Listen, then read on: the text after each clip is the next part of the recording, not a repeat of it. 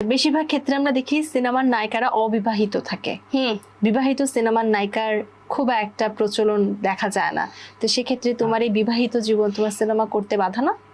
এটা তোমাকে কে বলেছে যে সিনেমার নায়িকারা বিবাহিত থাকে না?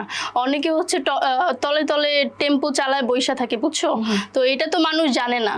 দেখবা যে একটা বাচ্চাও আছে, বাট এটা কিন্তু পরে গিয়ে তারা ক্যামেরার সামনে আনে, বাট আগে আনে না। তুমি কি কাউকে মিন করছো?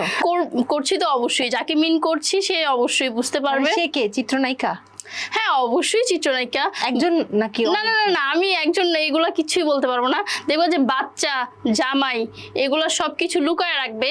যখন সে সুপার লেভেলের নায়িকা হয়ে যাবে, ক্যামেরার সামনে আইসা বলবে আমি বিয়ে করছি, আমার বাচ্চা আছে। ভাই এগুলো কেন? আমার মতো সাহস থাকলে